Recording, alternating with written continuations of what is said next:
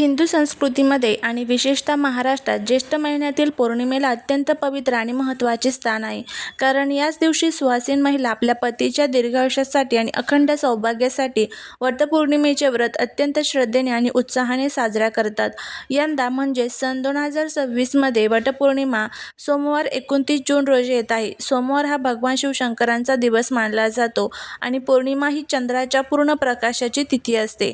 त्यामुळे यंदाची वटपौर्णिमा अधिक फलदायी आणि विशेष मानली जात आहे. या दिवशी हिंदू धर्मातील महिला वटवृक्षाची म्हणजेच वडाच्या झाडाची पूजा करतात, त्याला सूत गुंडाळतात आणि सावित्रीने ज्याप्रमाणे आपले चातुर्य, भक्ती आणि दृढ निश्चयाने यमराजाकडून आपल्या पतीचे म्हणजे सत्यवानाचे प्राण परत आणले होते, त्याच कथेचे स्मरण करत 7 जन्माच्या सोबतीची प्रार्थना करतात.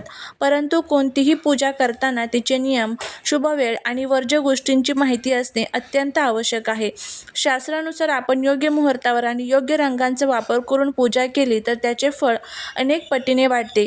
याउलट पूजेमध्ये अनावधपणे झालेल्या काही चुका किंवा अशुभ कालावधीत केलेली उपासना नकारात्मकता आणू शकते.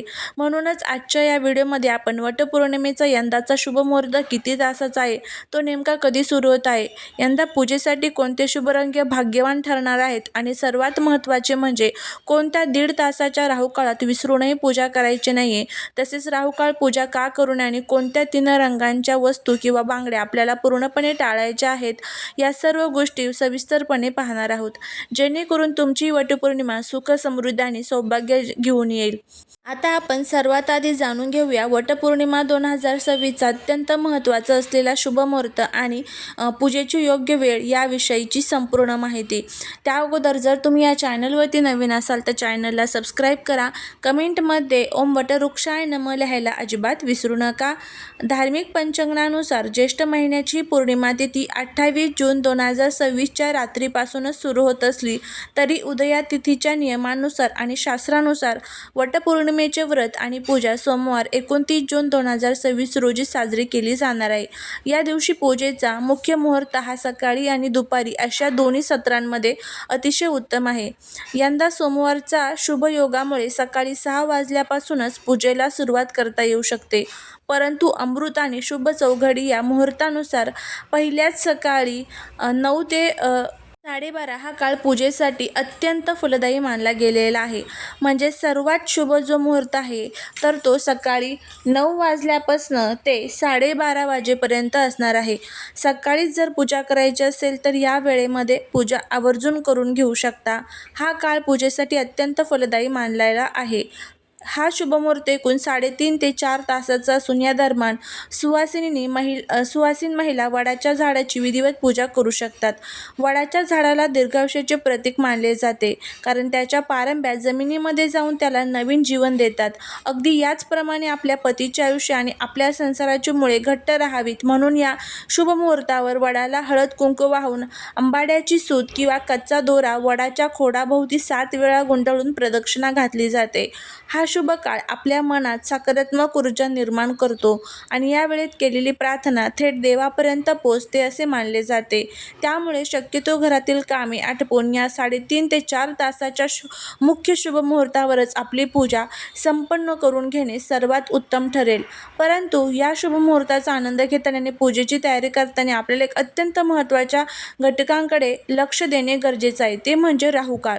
ज्योतिषशास्त्र आणि सनातन धर्मामध्ये राहुकाळाला अत्यंत अशुभ आणि नकारात्मक काळ मानला गेलेला आहे आणि यंदा 29 जून रोजी सोमवार असल्याने या दिवशीचा राहुकाळ हा सकाळी 7:30 ते सकाळी 9 या 1.5 तासाच्या कालावधीत असणार आहे. हा जो सकाळी 7:30 ते 9 वाजेपर्यंतचा 1.5 तासाचा काळ आहे, या काळात सुवासिनींनी चुकूनही वडाच्या पूजेला सुरुवात करू नये किंवा या काळात मुख्य पूजा करू नये. शास्त्रानुसार हा राहू एक छायाग्रह असून तो राहू आणि केतूच्या नकारात्मक प्रभावाचे प्रतिनिधित्व करतो.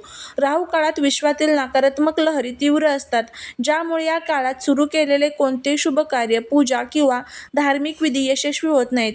याउलट त्यामध्ये विघ्न येण्याची किंवा त्याचे फळ न मिळण्याची शक्यता जास्त असते.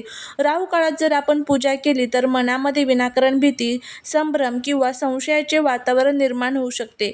त्यामुळे या 1.5 तासाच्या कालावधीत वडाच्या झाडाजवळ जाऊन पूजा करणे टाळावे.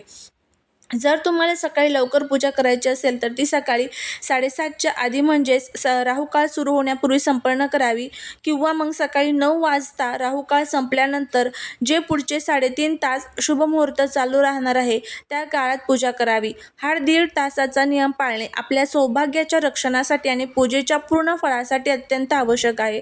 आता आपण वटपौर्णिमेच्या दिवशी महिलांच्या शृंगारात आणि वस्त्रभूषेमध्ये रंगांचे जे महत्त्व आहे त्याविषयी अत्यंत महत्त्वाची माहिती जाणून घेणार आहोत.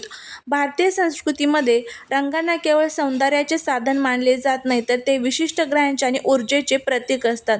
यंदाच्या म्हणजेच 2026च्या वटपौर्णिमेला सोमवारचा योग असल्याने आणि उन्हाळ्याचा उत्तरार्ध असल्याने काही विशिष्ट रंग सुवासिनींसाठी अत्यंत शुभ आणि भाग्यवर्धक ठरणार आहेत. यंदा पूजेसाठी सर्वात उत्तम आणि शुभ रंग म्हणजे लाल, हिरवा आणि पिवळा हे आहेत. लाल रंग हा नेहमी सौभाग्य, प्रेमाचे आणि शक्तीचे प्रतीक मानला जात आहे. वटपौर्णिमेला लाल रंगाची साडी किंवा पोशाख परिधान केल्याने मनामध्ये उत्साह निर्माण होतो आणि सौभाग्य वृद्धिंगत होते. त्याचप्रमाणे हिरवा रंग म्हणजेच निसर्गाचा आणि समृद्धीचा रंग आहे. हिरवा रंग परिधान केल्याने संसारात शांतता, आनंद टिकून राहते. तसेच हा रंग माता पार्वतीला अत्यंत प्रिय आहे. पिवळा रंग हा गुरुग्रहाशी संबंधित असून तो पवित्रता, ज्ञान आणि सौभाग्याचे प्रतीक मानला जातो. यंदाच्या पूजेसाठी तुम्ही या 3 रंगांपैकी कोणत्याही रंगाची साडी निवडू शकता. रंगासोबतच या दिवशी परिधान करायच्या बांगड्यांचे महत्त्व देखील अनन्यसाधारण आहे. सुवासिन महिलांनी वटपौर्णिमेला हातामध्ये हिरव्या रंगाच्या काचेच्या बांगड्या भरणे अत्यंत शुभ मानले जाते.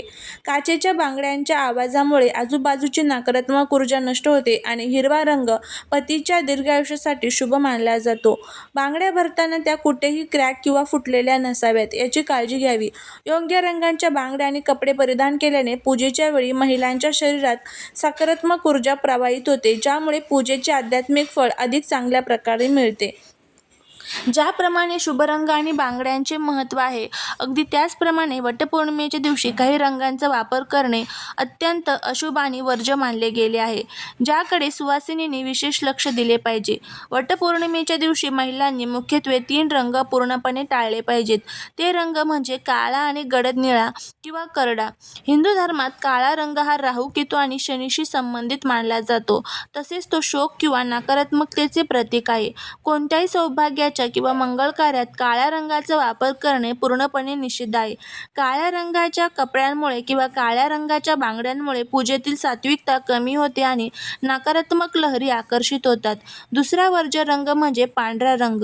पांढरा रंग जरी शांततेचे प्रतीक असला तरी सुवासिनींच्या धार्मिक विधींमध्ये आणि सौभाग्याच्या सणांमध्ये पांढऱ्या रंगाची साडी किंवा वस्त्र परिधान करणे अत्यंत अशुभ मानले जाते, कारण हा रंग वैराग्याशी जोडलेला आहे. तिसरा रंग म्हणजे गडद निळा किंवा करडा रंग. हे रंग देखील पूजेच्या वातावरणातील चैतन्य आणि आनंद कमी करतात. त्यामुळे वटपौर्णिमेच्या दिवशी साडी निवडताना, नऊवारी नेसताना किंवा हातातील बांगड्या निवडताना ह्या 3 रंगांच्या किंवा त्यांच्या शेडच्या अंतर्गत अजिबात नसावा याची खात्री करून घ्या. अगदी ब्लाऊजच्या डिझाईनमध्ये किंवा डिझायनर साडीच्या बॉर्डरवर हे रंग नसावेत. आपल्या सौभाग्याच्या व्रताची पवित्रता राखण्यासाठी या नियमांचे पालन करणे अत्यंत हितकारक ठरते. वटपौर्णिमा हा केवळ एक धार्मिक विधी किंवा परंपरा नाही, तर तो पती-पत्नीमधील प्रेम, आदर आणि विश्वासाचे प्रतीक आहे. सावित्रीने आपल्या प्रती असलेल्या निष्ठेच्या बळावर यमराजालाही पराभूत केले होते. हाच संदेश हा सण आपल्याला देतो. म्हणूनच 29 जून 2026 रोजी वटपौर्णिमेची पूजा करताना केवळ बाह्य गोष्टींवर लक्ष न देता अत्यंत शुद्ध मनाने आणि श्रद्धेने वडाच्या झाडाची पूजा करावी. सकाळी 7:30 ते 9 या राहुकाळात शांत राहून पूजेची पूर्वतयारी करावी किंवा घराचा आवरावर करावी आणि राहुकाळ संपताच म्हणजे सकाळी 9 नंतर आपल्या पारंपरिक लाल, हिरव्या किंवा पिवळ्या रंगाच्या सुंदर पोशाखात हातांमध्ये हिरव्या रंगाच्या बांगड्या भरून चेहऱ्यावर आनंद ठेवून पूजेला सुरुवात करावी. वडाला प्रदक्षिणा घालताना मनात आपल्या पतीच्या उत्तम आरोग्यासाठी, दीर्घ आयुष्यासाठी आणि मुलांच्या यशासाठी प्रार्थना करावी. पूजेनंतर घरातील ज्येष्ठ व्यक्तींच्या, सासू-सासऱ्यांच्या आणि पतीचा आशीर्वाद घ्यावा. अशा प्रकारे योग्य मुहूर्तावर राहुकाळ टाळून आणि शुभ रंगांचा सन्मान करत साजरी केलेली वटपौर्णिमा तुमच्या संसारात अखंड सुख, समृद्धी, समाधान आणि दीर्घायुष्य घेऊन येईल, यात शंका नाही. तुम्हा सर्व सुवासिनींना, महिलांना यंदाच्या वटपौर्णिमेच्या मनापासून खूप खूप शुभेच्छा. तुमचा संसार नेहमी असाच बहरलेला आणि आनंदी राहू हीच ईश्वरचरणी प्रार्थना. भेटूया पुढच्या एका छानशा नवीन व्हिडिओत एका नवीन माहितीसोबत. तोपर्यंत सर्वांना श्री स्वामी समर्थ.